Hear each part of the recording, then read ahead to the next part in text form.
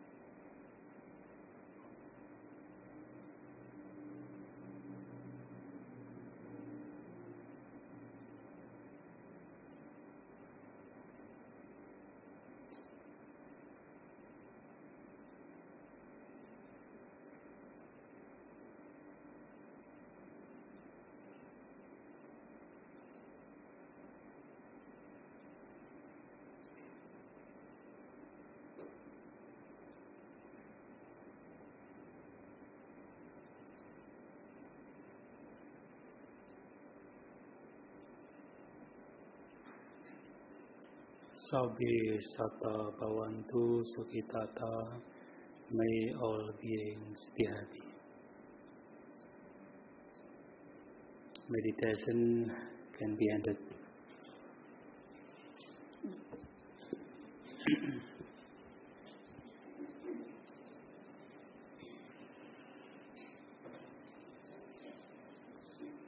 Let us all request for a discourse.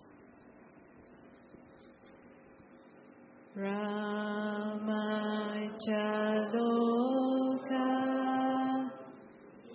Ipati Sahampati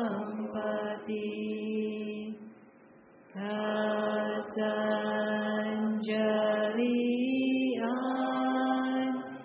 Diwaran Ayachata Santi Dasata 𝐁𝐡𝐚𝐬𝒃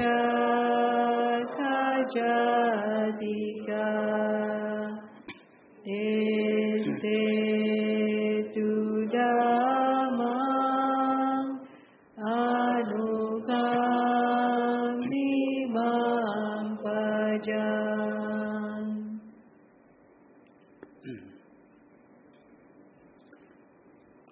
Namo tassa bhagavato arahato samma sambuddhassa. Namo tassa bhagavato arahato samma sambuddhassa. Namo tassa bhagavato arahato Sama Sambuddhasa.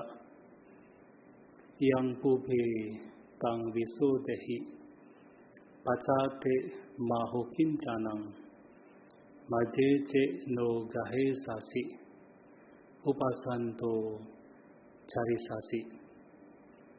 Purifying the past. Don't feel anything for the future. If you don't attach anything in the person, you will walk peacefully. Homage to the Buddha, Namo Buddhaya.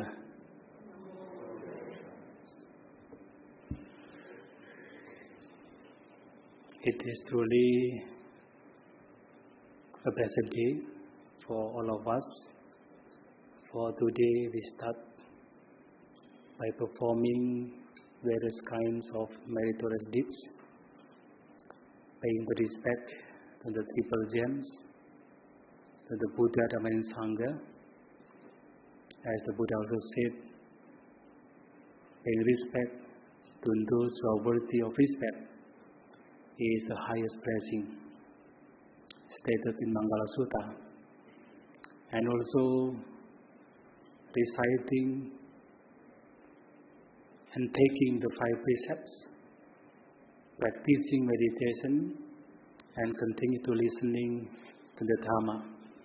And all these are the blessing for all of us.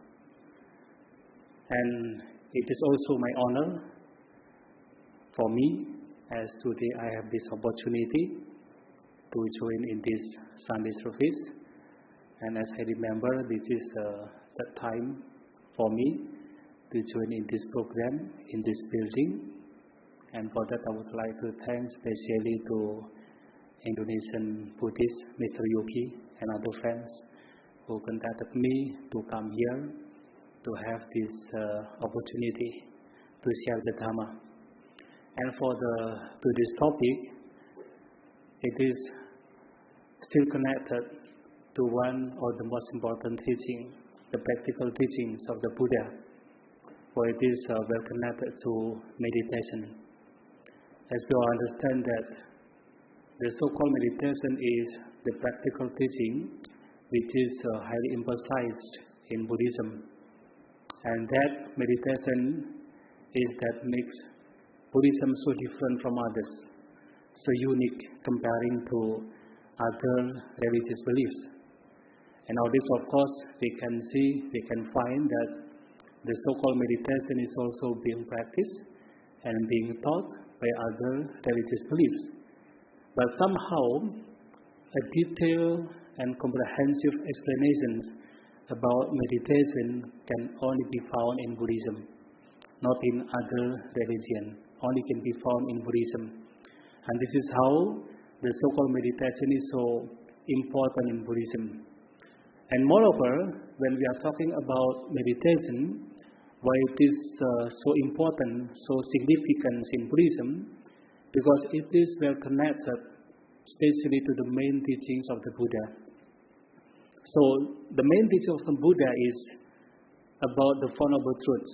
I think we all know. It is about the truth of suffering, the noble truth of suffering, the noble truth of the cause of suffering, the noble truth of the cessation of suffering, and the noble truth of the way leading to the cessation of suffering. And this meditation is well connected to these Four Noble Truths. And we have to say that as a Buddhist, we have to understand these Four Noble Truths, because this is the only way to attain the purpose, the main aim while we are practicing the teachings of the Buddha, that is for liberation. As the Buddha stated in many discourses, he said that because of non-understanding and non-penetrating the Four Noble Truths, so all the people, all the creatures, wandering in the cycles of life and death, so long without any ending. So he said, "Catunang bikawi sacanang, ananuboda, apadiveda, ewamidang digamadhanang, sangsarintang sandawitang, 𝐺𝒊𝒈𝒏𝒊𝒄𝒂𝒏𝒄𝒆." And because of not understanding and not penetrating these four truths, referring to the noble truth, the Four Noble Truths. So you and I, for a very long time, have been wandering, traveling in these cycles of birth and death, in the samsaric life, for a very long time. So this statement of the Buddha signifies the importance of understanding, penetrating this Four Noble Truth. And without that, it is impossible for us to get rid of this samsaric life, to attain liberation.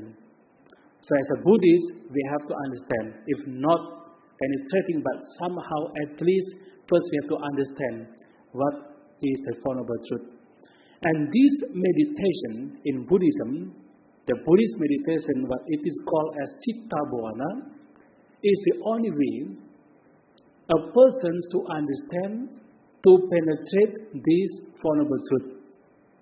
So the meditation is the way to understand fully what suffering is.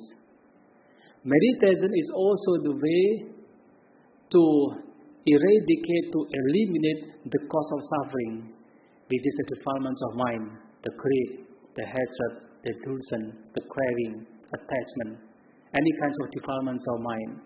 So meditation is the way how to eradicate these defilements of mind as the cause of suffering. And the meditation is also the way how to liberate ourselves from the suffering, so that attain the cessation of suffering. So it is called as Nibbana, the freedom, the liberation. And that only can be attained only by meditation, the Buddhist meditation, Citta Bhavana. And this meditation in Buddhism as Citta Bhavana, the developments of mind, is also the way itself leading to the cessation of suffering.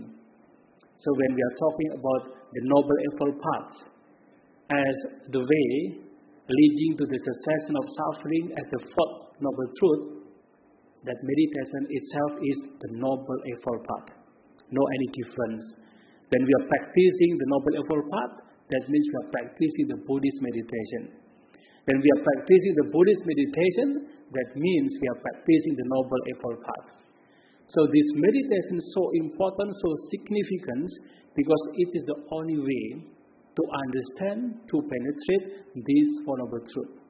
That means this is the only way to attain the main purpose, the aim, while we are practicing the teaching of the Buddha.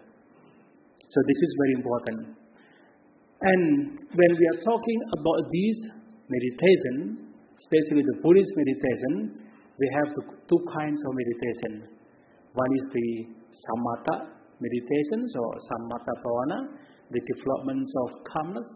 And the second is insight meditation, or it is vipassana bhavana, understanding the nature as impermanence, as suffering, as non-self. And these two kinds of meditations are two important things that we have to practice. And these two are the way to understand, to penetrate the Four Noble Truths. And when we are talking about this, especially the second one, the vipassana bhavana, the insight meditation, there is one mental state that many meditation teachers, the Buddhist meditation teachers, claiming to be very important, that as a yogi, as the practitioners of meditator, should understand and should develop. And this mental state is called passive awareness, which is that I want to explain today. So passive awareness, this is the state of mind which attains any kinds of object, any kinds of experience through the six sense faculties without any judgment, without any liking and disliking, without any reaction, without any comment. This is also the state of mind which is equanimous, still, calm, without any attachment. And this passive awareness is the tool to understand everything as it is. And sometimes this passive awareness is also being called as bare attention or bare awareness. The reason is because this awareness attains everything, every phenomenon, every object, every experience as it is, without any bias, as it is, as it exists, and rising and falling, as it is, without any bias. So therefore it is also called as bare attention, bare awareness. And sometimes this passive awareness is also being called as choiceless awareness. The reason is because when the mind, when this awareness attains the object, it is without any preference. Any kinds of object, any kinds of experience through the six sense faculties can be the objects of awareness, can be the objects of meditation. Whether it is about the feeling, pleasant feelings or unpleasant feeling, or it is about the evil, unwholesome thought, or it is wholesome thought, anything, any object, any experience can be the objects of this awareness. So because of these can be the objects of awareness without any preference, so therefore this passive awareness sometimes is called as choiceless awareness. And many meditation teachers giving a simile to understand what this passive awareness is. It is just like a person standing by the side of the road and watching cars coming and going without doing anything, just watching, without trying to move the cars, without trying to stop the cars, just watch the cars without doing anything. So doing that, it is a passive awareness. But we have to understand, this is the normal simile that is given by some meditation teacher, but not we cannot take from these discourses. But there is one discourse that many meditation teachers, to support these passive awareness practices, this discourse is being taken as the reference. The discourse is found in Uddana Pali. It is a Bahya Sutta, the discourse given by the Buddha to a certain wanderer named Bahya. So this Bahya was actually the wanderer who was practicing meditation, and to the point that he thought himself, after attaining, according to commentary literature, he already attained the jhanic concentration, the states of higher concentration. And that he claimed himself that he already attained arahantship, or at least the way he is practicing is leading to the attainment of arahantship. But then a certain deity came to him. He was actually the blood relation of him in the past life, and came to him and told him that he is not an arahant. And even the way he was practicing is not the way leading to the arahantship, to the liberation. But now, there is a Buddha, there is a awakened one in Savatthi, living in Savatthi. He was an arahant, and he also teaching the way how to attain arahantship. And getting the news from this deity, this Bahia, took a very long journey from the place called Sukhparasa, very far away, going to Savatthi. And then there, he met the Buddha, and fortunate enough for him, he got the advice from the Buddha. He got this very short training from the Buddha. And this very short training is taken by a lot of meditation teachers as the practice of passive awareness. So the Buddha said, Tasmat ihate bahya 𝐴𝒊𝒐𝒑𝒊𝒄𝒂𝒏𝒄𝒆. If being so, you have to train yourself in this way. 𝑑𝒂𝒔𝒔𝒊𝒂𝒏𝒂𝒂😅 𝐵𝑢𝑑𝑑𝑑ℎ𝑖𝑠𝑡 𝐹𝑒𝑙𝑙𝑙𝑜𝑤𝑠ℎ it is merely seen. 𝐻𝐡𝐚𝐧𝒐𝒑𝒊𝒂𝒏𝒂𝒂😅 in what is heard, it is merely heard. 𝑚uṭṭe-muṭṭa-maṭṭaṃ-𝒊𝒂𝒂𝒅 in what is sensed, it is merely sensed. 𝑣ඤ්ඤාṭe-viඤ්ඤāṭa-maṭṭaṃ-𝒊𝒂𝒂𝒅 in what is cognized, it is merely cognized. So this statement of the Buddha given to Bahia, considered by many meditation teachers as a practice of passive awareness. The reason is because in this practice, in this training, such a person attains the object without giving any additional elements. When a person seeing the object through the eyes, it is just merely seeing, nothing else. It is only just the state of seeing, nothing else, as it is. When the person just listening the sound by ears, it is also just the state of listening, the state of hearing, nothing else. When the person sensing something through the nose or the tongue, the body, the other 6 faculties, it is also just merely sensing, nothing else. So just experience, any kinds of experience through these 6 sense faculties, including when a person is thinking, it is just merely thinking. So this is the way how to practice the passive awareness. But now the question is that some people, perhaps, and this is also some people also asking me about this thing, that the question, is it that this passive awareness is like a kind of person, a foolish person, who doesn't care anything about his surroundings? It's like a person who doesn't have any empathy to surroundings. Or is it something else? So we have to remember, this practice of passive awareness should base on wisdom, should base on understanding, should base on knowledge. If it is without wisdom, perhaps by practicing the passive awareness, such a person becoming dull, such a person becoming foolish, becoming careless, without any empathy. If it is not based on wisdom, not based on understanding. But this passive awareness should on the basis of understanding. So the first understanding that we have to know in this passive awareness is understanding about liking and disliking as the 2 unskillful thoughts. As I mentioned earlier, that in this passive awareness, such a person attending any kinds of object, any kinds of experience without liking and disliking, without greed and hatred. Understanding that liking and disliking are the 2 unskillful thoughts. And such a person practices in such a way to attain any kinds of experience with the passive awareness. with the passive state of mind without being carried away by liking or disliking.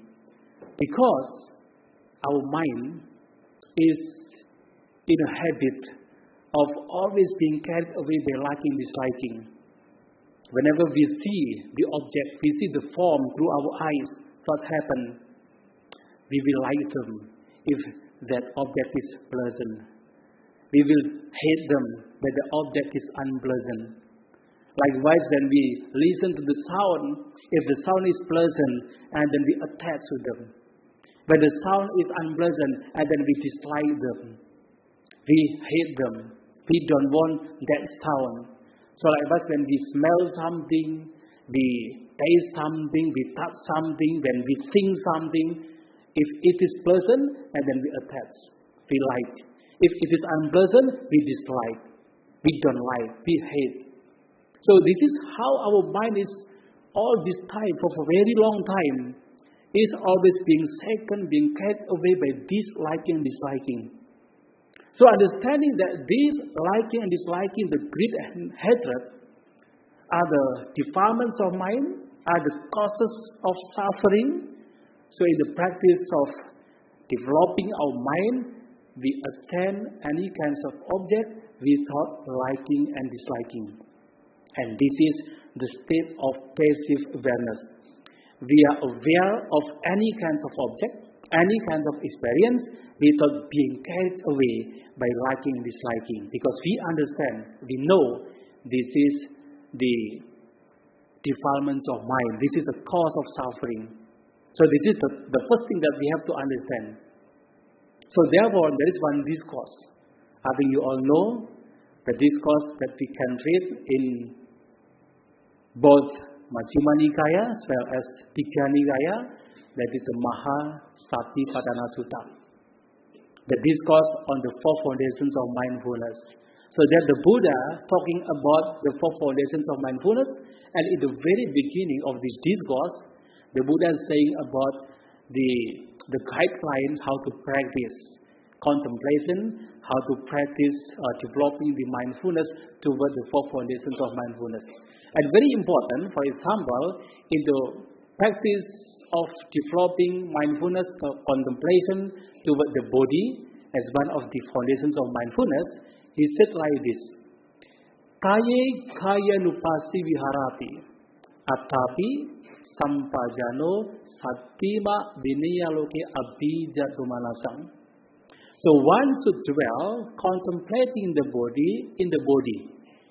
Atapi, ardent, with ardent, diligently. Sampajana, with understanding, though sometimes it is being translated as aware, but sampajana is taken from the term jhana. That means it is knowing. It is also a kind of synonymous with panya. So it is knowing, with understanding, with knowing. Satima, mindful. Abhija, vinaya loke abhija domanasa, abandoning covetousness and displeasure toward the world. Abhija and domanasa, covetousness and displeasure. This is the greed and hatred. This is a liking and disliking. So the last statement, vinaya loke abhija domanasa, is the state of passive awareness. Because in that moment, such a person attending the object, attending the body, whatever part of the body, whatever it is about the body, attending the body without liking and disliking, without covetousness and displeasure. So the so-called loka, the world, it is the object, it is the experience. So attending this body, the experience, without liking, disliking, that is a passive awareness. That is the state of equanimity, the state of stillness, the state of calmness. And the most important here is that I have to highlight here is that this state of the abandonment of liking and disliking could only happen if it is being supported by other factors. What are the factors? Atapi, sampajana, and satima. Atapi is the ardent. This is synonymous with right effort. That means the person, in order to attain the state of passive awareness, the state of mind, which is devoid of liking and disliking, such a person should have the atapi, should have the right effort. Understanding that any kinds of defilements of mind, any kind of things of mind which arising at the time should be abandoned immediately. So doesn't give any room for this liking and disliking to stay. So whenever the liking, disliking arises as being understood to be the defilements of mind, it is to be abandoned immediately. This is the right effort. This is the atapi. And the second sampajana, that is knowing, that is understanding, that is the wisdom. So, of course, in this case, understanding that these liking and dislikings are the two unskillful thoughts, are the two defilements of mind, the causes of suffering. So, whenever these liking and disliking arises, such a person, knowing that, by sampajana, make an effort to eradicate, to eliminate. So, coming to the state of passive awareness, coming to the state of equanimity. And not only just this atapi, sampajana, but of course, such a person needs to have satima, mindful, should have mindfulness. Because this mindful state of mind is the state where the mind can notice, can detect whatever state of mind, whatever what is going on in the very present moment. If the mind is being overwhelmed by the defilements of mind, liking, disliking, for example, and then because of this mindfulness, such a person will immediately detect, immediately notice it. And again, with the effort, with understanding, and bring about the calmness of mind without liking and disliking. So these passive awareness, the state of equanimous, the state of stillness, the state of non-attachment could only happen when there is the atapi, there is a sampajana, and also satima, the right effort, and then understanding and also mindfulness. The three things cannot be separated to have this, the stillness of mind as a passive awareness. So therefore, even in another discourse, like in Mahācattarisaka Sutta, the discourse given by the Buddha, we can find in Majjhima Nikaya, that the Buddha said about the three, when talking about the Noble Eightfold Path. The Noble Eightfold Path. There are three factors of the Noble Eightfold Path that cannot be separated. So in the process of developing our mind, in the process of citta bhavana, these three factors cannot be separated. And the first is samadhi, the right view. And the second is that sammavayama, right effort. And the third is samasati, right mindfulness. These three cannot be separated. Should be go together in order to develop one's mind. The right view in this Mahāsatipatthana is none other than sampajana, understanding. And the right effort in this Mahāsatipatthana is atapi, as the urgent, diligent effort. And samasati, the right mindfulness in this Mahāsatipatthana is satima, the same. Satima, sati, the mindfulness. So these three things cannot be separated. So the right effort, right mindfulness, right view cannot be separated in this process of meditation. And when these three get together, that will bring about the calmness, about the stillness, about the passive awareness. So therefore, this passive awareness can only happen when other factors also there. This passive awareness cannot go alone, but must be supported by other factors. The ardent, the right effort, the mindfulness, and the wisdom, understanding. And also, this, when just now, before that, in the very beginning, I tell about one discourse given by the Buddha to Wanderer Bahia. Even even though in this discourse the Buddha didn't say anything about the wisdom, in the sense that like understanding about why a person should attend any kinds of object with passive awareness, just see the object as it is, no any kinds of wisdom there.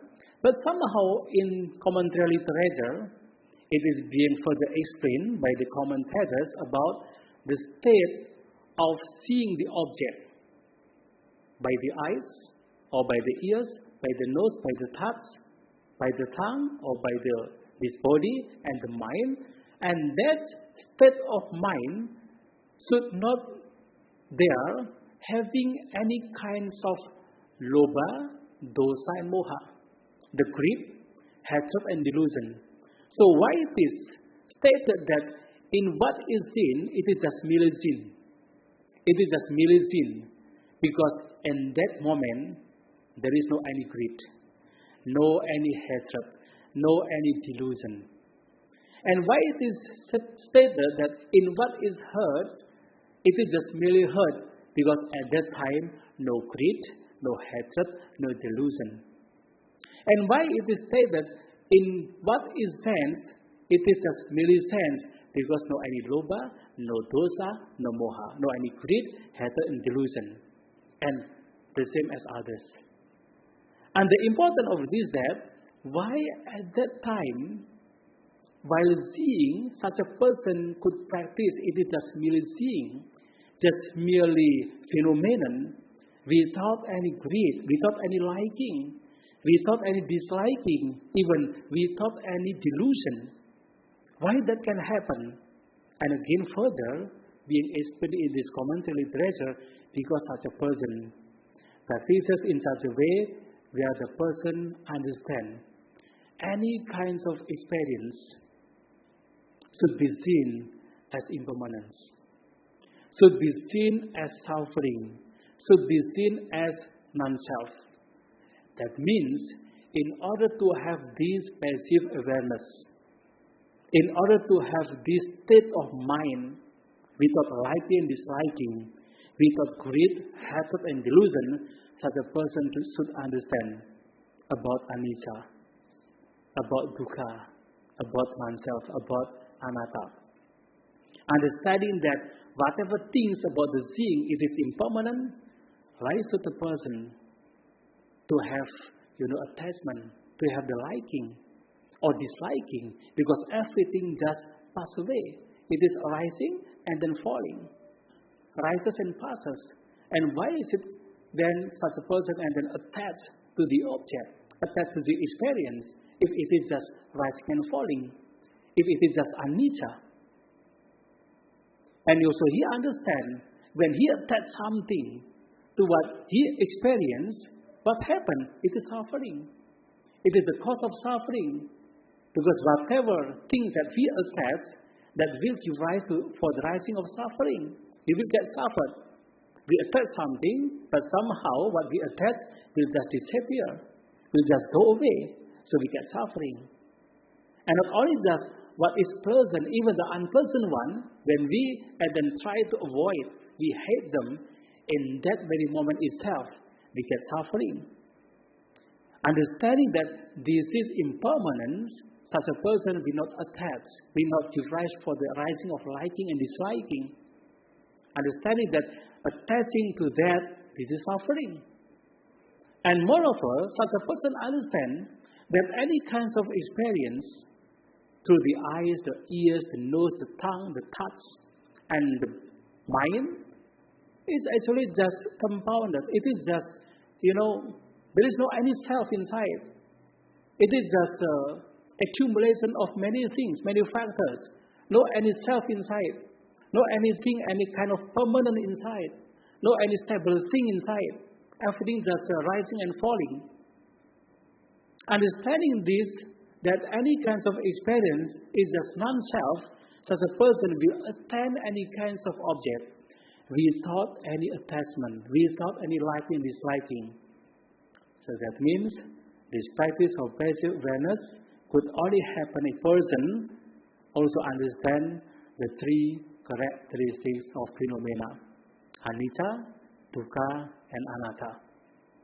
So, by practicing that, such a person will not have any attachment, any attachment. So the state of passive awareness is also the state of non-attachment.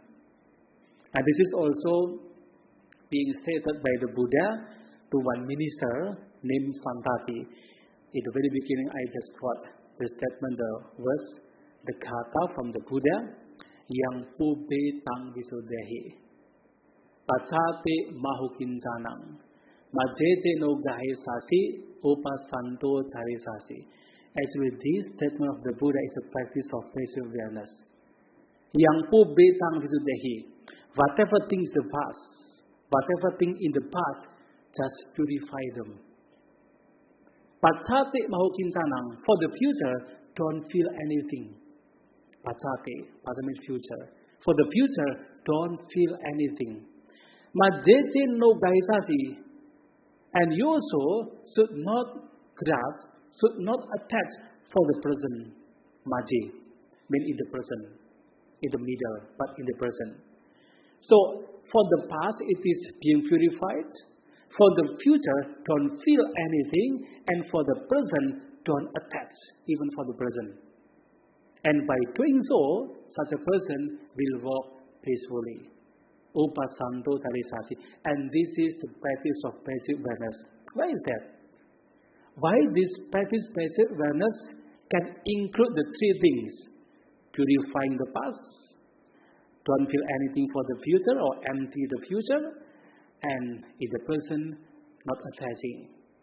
Because in this practice of passive awareness, we just experience whatever it is now. We just experience without any reaction. So what we experience now is actually the fruit of the past. So whatever things now we experience is the fruit of the past. So when we just experience for the present, that means we are purifying the past. Because it is the result of the past, what now we experience. But at the same time, we don't feel anything for the future. Why? Because we don't react.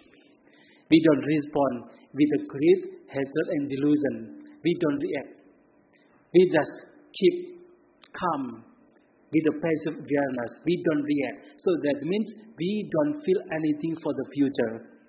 Because the so-called reaction is the cause for the future to happen. But if we don't react even now, the present, so for the future will be empty. And because when in the passive awareness, we just see whatever things, whatever experience without any attachment, that means not attaching even to the present. So whatever it is now, we don't attach, we don't cling to. So when we do that with the passive awareness in such a way, based on understanding, so this is how the way we can live, we can walk peacefully. And for Mr. Santati, listening to this kata, he immediately attained arahantship. I don't know about you now. Of course, this Minister Santati is having a very measured mind, so even just one kata, one verse, he could attain arahantship. But actually, this is the practice of the passive awareness. And in the same way, Bahaya get this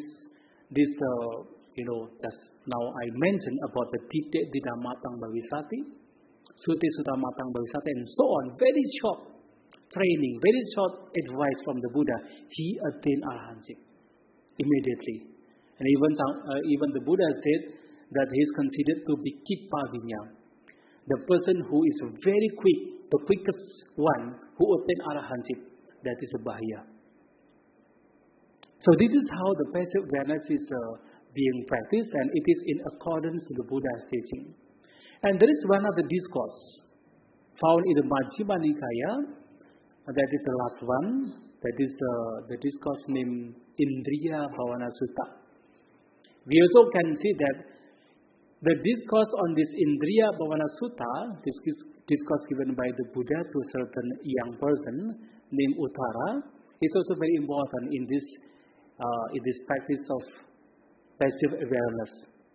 In that discourse, the Buddha actually first asking to the young person named Uttara from other religious belief, and he asked how his teacher trained his disciple for the development of six sense faculties, Indriya, Bhavana, developments of the faculties. And this Uttara said like this, Cakkuna rupang na pasati, sotena sadang na sunati. My teacher said that such a person should not see any form by eyes and should not hear any sound by ears. And then the Buddha said, it being so, and then such a deaf and blind person is the one who is very trained, very skillful in the developments of Indriya, in the developments of faculties.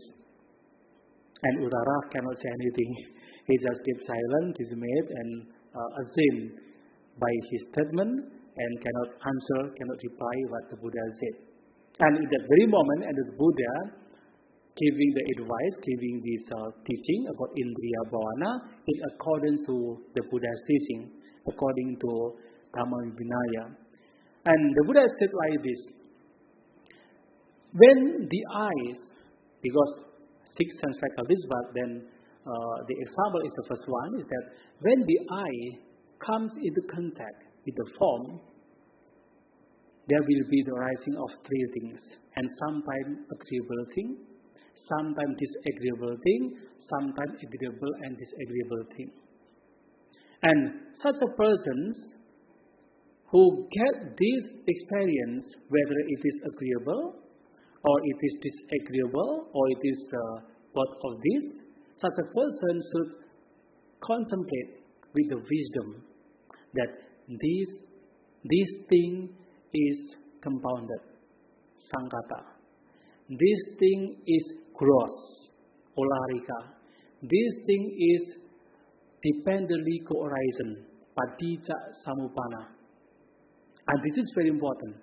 And again, after contemplating that these agreeable things or disagreeable or both is being compounded, is gross, is dependently co-arising, such a person will bring the mind to the state which is called as etang santang, etang panitang, yadidang upeka. But this is peaceful. This is excellent. That is to say, upeka, equanimity. So after contemplating any kinds of object, whether it is about feeling, about perception, or about thought, whether it is the feeling, perception, or the thought which is agreeable or disagreeable, or disagreeable and agreeable, such a person, and then contemplating all these things are actually compounded. All these things are gross. All these things are dependently co-arising, and that will bring to the state of equanimity, which is peaceful and also excellent. So the meaning of this that this state of peaceful, the state of excellent, which is equanimity, upeka, is the state of non-attachment, is the state of passive awareness, is the state of devoid of liking, disliking, and that only can happen if such a person contemplates on the thing, whether it is perception or the thought or the feeling, as compounded sankata, as gross, olarika, as dependently co-arising. And the important here is that when we are talking about this sankata, gross, olarika, and paticca samuppanna, it is actually about anicca, dukkha, and anatta. What is the reason?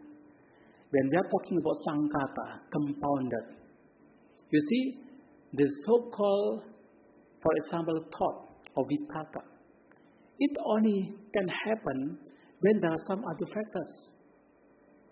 As the Buddha said in many discourses, like for example in Madhupindika Sutta, it is stated like this in the process of our mind.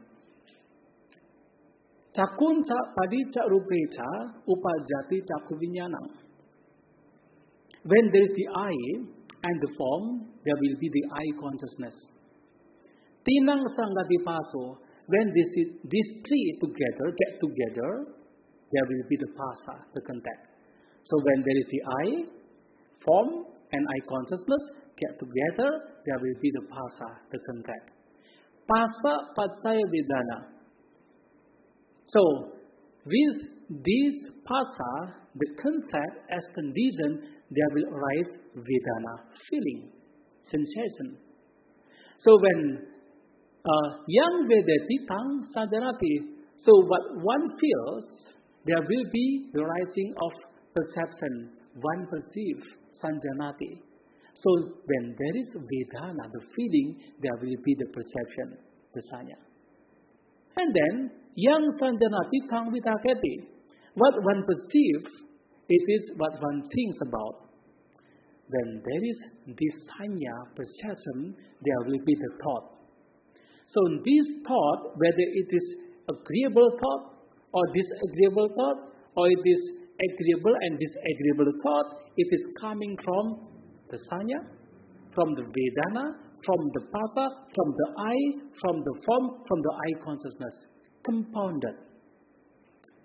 Now the question is that, when it is compounded, it is impermanent. Because if the I and the form is impermanent, so the I consciousness also impermanent. If the I consciousness is impermanent, or these three things are impermanent, so the pasa, the contact is also impermanent. So when this contact is impermanent, so the feeling is also impermanent. So when the feeling is impermanent, so the perception is also impermanent. When the perception is impermanent, so the thought, it is impermanent. So what is compounded, it is impermanent. So when it is impermanent, why should we and then attach to what is impermanent, what is compounded? Why should we producing liking and disliking to what is impermanent? So understanding this will lead us to the state of calmness, to the state of upekkha, equanimous. This is the state of passive awareness. And what is compounded, what is impermanent, it is gross. Gross means suffering. It is suffering. And further, what is impermanent, what is gross, it is anatta, non-self. Why it is anatta? Because padicca samuppanam, dependently co-arising.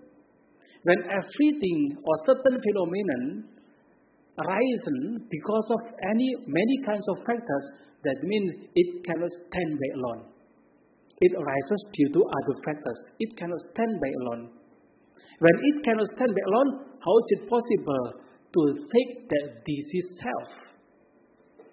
This is an entity, this is permanent, this is stable. Impossible. No any stable thing, no any permanent thing, no any self, when everything is dependently co-arising. Because when something which is arising dependent on others, it is also impermanent.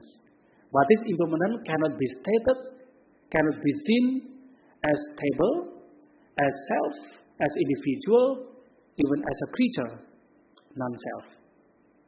When we see everything as non-self, and then how is it possible? Our mind and then will just give any liking and disliking. So the mind becoming equanimous, the mind becoming upekkha, and this is the state of passive awareness. So how this passive awareness is being practiced, not just without understanding, without any knowledge, without any wisdom, this should be practiced, should be developed with understanding, with knowledge, with wisdom. Understanding, at least, liking and disliking is the greed and hatred. Understanding that everything, every phenomenon, every experience, every object is in a state of change, subject to change, impermanence. It is suffering when we attach, and it is non-self. no any permanent things there. So understanding that the mind is gradually going to the state of equanimity, to the state of passive awareness. So this is what I want to explain for today about the development of passive awareness for this mental development.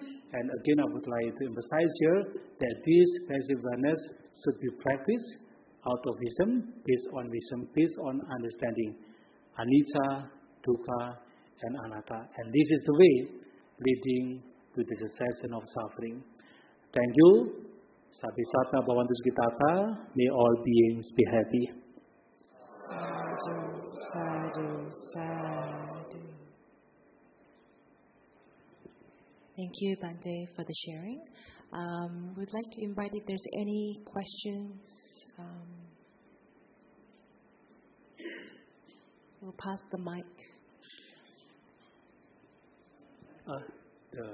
Behind? Yeah, please. Just now you mentioned first of past. Don't grasp the present. Don't react to the future. Yeah. What is don't purify the past? I can understand don't grasp. I can understand don't react. Yeah. Actually, there are some explanations that is found in commentary literature. One explanation is that when a person is not attaching to the present, not reacting what is happening in the present, such a person is purifying the past. Why is it? Because what now we experience is actually the fruit of the past. So what now we experience, whether it is the suffering or it is the happiness, whatever it is that now we experience, it is the fruit, it is the result of the past. So when we just experience, fully aware of what is happening, that means we are purifying the past. Because now we are actually experiencing what is the fruit of the past, what is the result of the past. So by experiencing that, fully experience, fully knowing, fully aware, so that is we are purifying the past. This is the meaning. And again, because we don't react about the present, so we also don't have anything for the future. Because the reaction is the cause for the future. So when we don't have any cause, so there is no any future. And because we don't react, so we don't attach for the present. So this is how one state of mind includes the three things: purifying the past, don't feel anything for the future, and don't attach for the present. So this is the meaning. But of course, in other explanation, purifying the past also when we are doing that, and then all the defilements of the past also disappears. That is another explanation. But another explanation that I just mentioned about that. I hope you can understand. Yeah. Yeah. Bhante, can I ask how to practice this bare awareness for a lay person and who's a beginner to meditation? I think now this practice of bare attention is being practiced to anybody, both lay persons and we as a monks. So when we are practicing the insight meditation, so what actually being practiced there is about passive awareness, because we always bring our mind to be the state equanimity. So when we are just aware of the present moment, and then we try not to like or not to dislike to any kinds of object, any kinds of experience, that is a passive awareness. But of course, it is training. Just like the Buddha said to Bahia, Evan hiso tasmati hati Bahia, evang sikitabang. It being so, O Bahia, you should train in this way. It is training. So the so-called training is that sometimes we can be, even just for a few seconds, we can just be aware without any liking, disliking. But again, because our mind is so tricky, when we are practicing, attending the object, our mind is so tricky. In a very short moment, we can be balanced. We can be just aware without any liking, disliking. But then again, when there is another experience or another object coming to our one of the six faculties, and then be very easy to get reaction. But then after having practice, and then this kind of the passive awareness will get its momentum, will be longer and longer, not just few seconds. Like this, for example, now we are attending our object, rising and falling, or we can see the breathing out and in. We can just see the breathing out and in as it is, without any liking, disliking, just fully aware, without any attachment. But then again, there is another object coming into our mind, and then our mind is reacting, whether it is with liking or disliking. But again, when we aware of that object, and then we can come back to the state of equanimous, to the state of passive awareness, just for a few seconds, for example. But again, another object coming, and then our minds get reacting. Then with this practice, because we understand that the so-called wisdom about the anicca, dukkha, and anatta, even though I just explained little bit longer, but within our mind, the so-called wisdom can just come within split second. Understanding anicca, we don't have to think much about anicca. We understand, we remember about anicca, within split second, we can just directly put our mind becoming calm, put our mind becoming equanimous within split second. So when our mind is being reacting toward the object, and then our wisdom comes there, and that make the passive awareness or the state of equanimous again come to that our mind. But again, another object coming, get reacting, again coming to the state of awareness, the fully aware, without liking, disliking. Can happen like that. So that's why the Buddha said like this in this Indriya Bhavana Sutta. After a person practicing this kind of practice, that contemplating that whatever things which is agreeable, disagreeable, and so on, as compounded, as a gross, as depending horizons, or we can say as anicca, dukkha, and anatta, and then come to the state of equanimity. Such a person practicing in such a way to the point that one day the state of equanimity can come within a split second. Just like a person having closed the eyes and then opened the eyes. Just like a person having closed the eyes, having opened the eyes and then closed the eyes within split second. So that can happen. And that can be practiced by anyone. Not only just a monk, but also anyone, even lay person. And now the so-called practice of their attention or passive awareness in many meditation for insight meditation that is being practiced. And that is practiced by anyone. Even nowadays, not only just Buddhists who are practicing meditation, who are practicing vipassana insight meditation. In our country, Indonesia, when we conduct this meditation retreat, not only just Buddhists, and many other religious beliefs, they also come for meditation, and they are happy. For example, in one of our temple in Central Java, even this on 22nd until 24, I conducted meditation for this insight meditation. And normally, those who are coming for meditations are not Buddhists. Once we have 54 members for meditation, 3 days meditation, and the Buddhists only just 13. All others are from Muslim, from Catholic, and from Hindu. They come for meditation. And we have also conducting meditation in our temple in East Java. Almost every month we conducting for 7 days meditation, sometimes 3 days like that. And many from Muslim, many from Hindu, Catholic, Christian, they come for meditation. And that's okay. So they can practice the bare attention, passive awareness. They can understand anicca, dukkha, and anatta. So we thought we try to convert them into Buddhist, no need. they can just practice meditation. I think so like that. Yeah. Any other questions on the floor?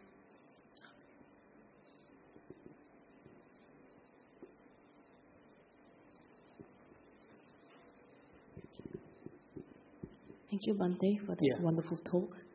I have to ask you a question on satipatthana, right? Because you quoted some lines from it, and I've always wondered what this means, because you mentioned definition of satipatthana. They say kayanupasi viharati. I'll stop there. Then it goes to the next one, vedananupasi viharati, and then it goes on to cheta and God and Dhamma and so on. So you use contemplating body in body, which is a term used by Bhikkhu Bodhi, and I think Bhante Sujatto will just translate it as observing and as the body. But now, what is actually body in body? I think there must be something, because Buddha repeated it twice. Yeah. And mind in mind as well. Yeah. Thank you. Yeah. Because according to grammatical Pali, kaye vedanasu titesu and dhammesu, there in that statement is the locative case, and it is in.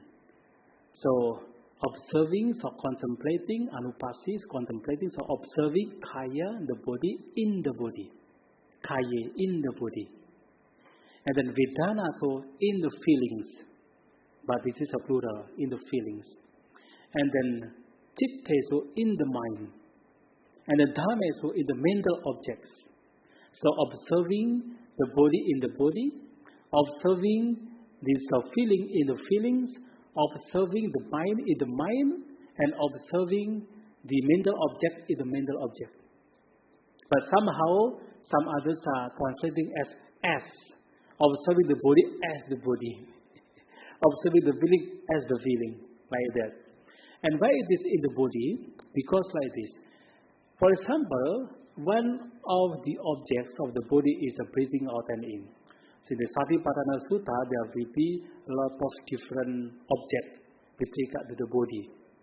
And the breathing out and in, and then so observing our walking, our standing, and so on, observing our four elements. So when we are talking about breathing out and in, the breathing out and in is one part of the body. So therefore, observing this breathing out and in the body. Can you understand? So observing this breathing out and in as the body in the body, because this is a part of the body, the whole body. Can you understand? How about the feeling then? How? The same. Because in that feeling, in that explanations of this, in this Mahasatipatthana Sutta, there are various kinds of feeling. Pleasant, unpleasant, and neutral feeling. And not only just this is the worldly feeling, the so-called samisa vedana, but also nira misa vedana. The feeling, the pleasant, unpleasant, and neutral feeling, it is not the worldly feeling. It is a feeling which comes out of the wisdom. And because of there are various kinds of feeling, when we observe a certain feeling, right, in certain feeling, that means we observe a certain feeling within the feeling, among the feeling. Can you understand? Likewise, the so-called citta, the mind. So the explanation of this in this Mahasatipatthana Sutta, there are a lot of kinds of citta. So that means the citta rooted from the greed, from the hatred, from the delusion, from alobha, from adosa, from amoha, and then the citta which is scattering, the citta which is unscattering, the citta which is concentrated, the citta which is unconcentrated, various kinds of citta. So therefore, observing a certain citta among the citta, right? Because many citta, but we observe one kind of citta in one moment. So we are observing the citta, certain kind of citta among the citta. We are observing a certain kind of feeling among the feeling. We are observing a certain kind of body among the body, in the body. Right? So what is the mental object? We are observing the mental object, Dhammanuppassi viharati. One dwells observing or contemplating the mental object among the mental object. Because a lot of mental object there. That is what it means. Can you understand? Yeah. Okay. Any more questions? Maybe this will be the last question. Hi, Bhante.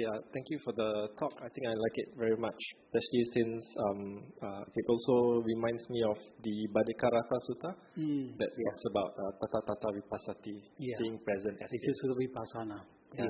Right. Yeah. And reminding of how to get to the equanimous or the passive awareness. There is the Bhikkhunuppasaya Sutta that talks about the directed mind and then the undirected mind. Bringing the attention to an inspiring sign first, and then from gladness going to the undirected mind. Is there any advice on what this inspiring sign means? Inspiring sign, what is it? It's talking about how when the mind is distracted, then the Buddha said to bring the mind to an inspiring sign. Yeah. And then afterwards, go to an undirected mind. Yeah. Actually, the so-called mental development, in one occasion, we have to give the effort. That means we have to make, developing a certain effort.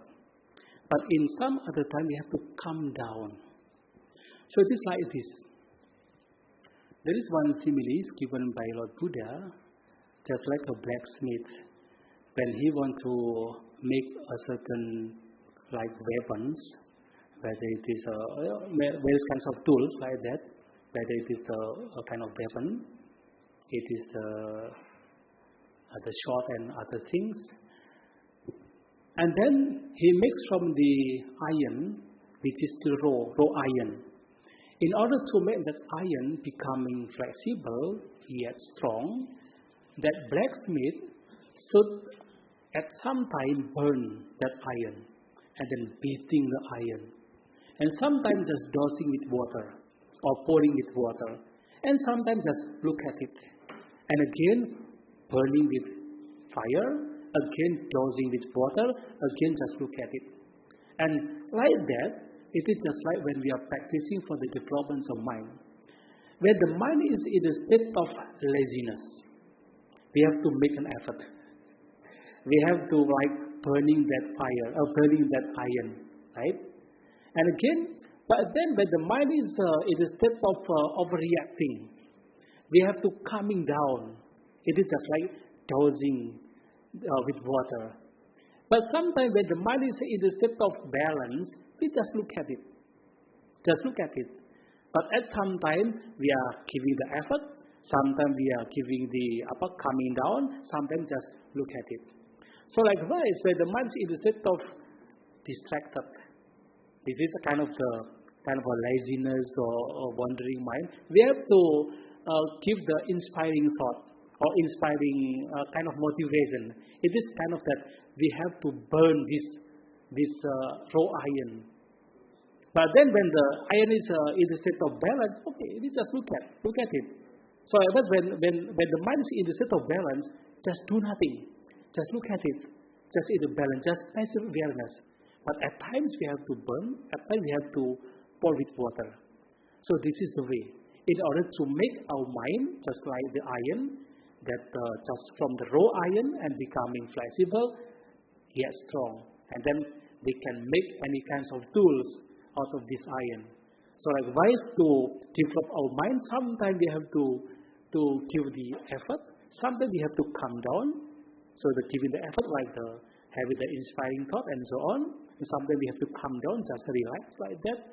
But sometimes we just be balanced. Just look at it in the passive awareness. So this is the way how we develop our mind, so that later, one day, our mind becoming flexible, yet very strong. For what? To destroy the defilements of mind. That is the way. I hope you can understand. Yeah. Okay. Thank you, Bhante. Thanks for the questions. We'd like to pay respect to Bhante. This comes to an end of our talk today.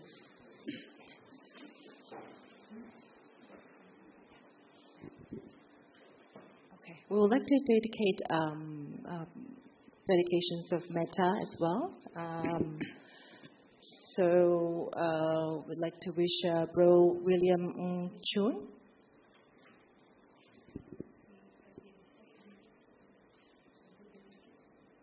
Dedicate. Okay. So I'll dedicate for the hamper.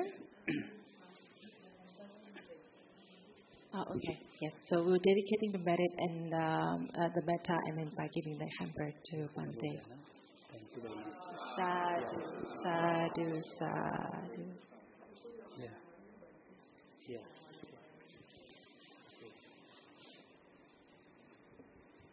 Okay, you can sit. So now it is a time for dedication of metta, especially for Brother William and also Mr. Yong Yun Pok. So we hope that by doing today various kinds of meritorious deeds, this our brother William and Mr. Yong can get happiness from now. Actually, he gets sick, right? Yeah, so he can be better through our dedications of merit to our meritorious deeds today in this very morning. And also, we also hoping that our meritorious deeds that now, just now we are performing, will be shared to especially for the late Mr. Chiam Tomin and also Madam Chua Polwan, already passed away 100 days ago, and we hope that our meritorious deed will be for them, and they know what we are doing, our meritorious deed, and they can be happy, rejoicing our merits. So we hope that wherever they live and born, they can get happiness.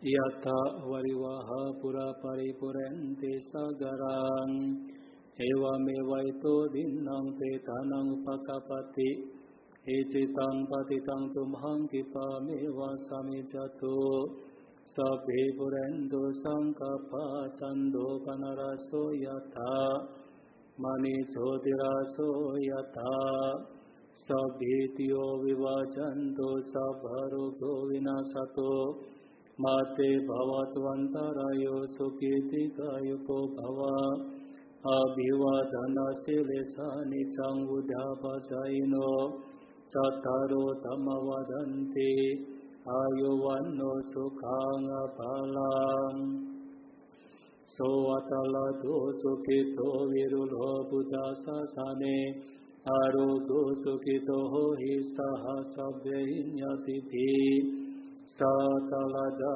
sukita virulha buddha sasane aroga sukita hohi saha sabbe inyati bhi te atalada sukita virulha buddha sasane aroga sukita hota saha sabbe inyati bhi idang vonyati nang hotu sukita hondunyatayo Idang vonyatinang hotu sukita hontunyatayo Idang vonyatinang hotu sukita hontunyatayo Awatu sabba manggalang rakantu sabba devata Sabba buddhanubhavena sadasoti bhavantu te Bhavatu sabba manggalang rakantu sabba devata Sabba dhammalupavena sadasoti bhavantu te Bhavatu sabba manggalang rakantu sabba devata sabbasanghanubhavena sadhasoti bhavantu te.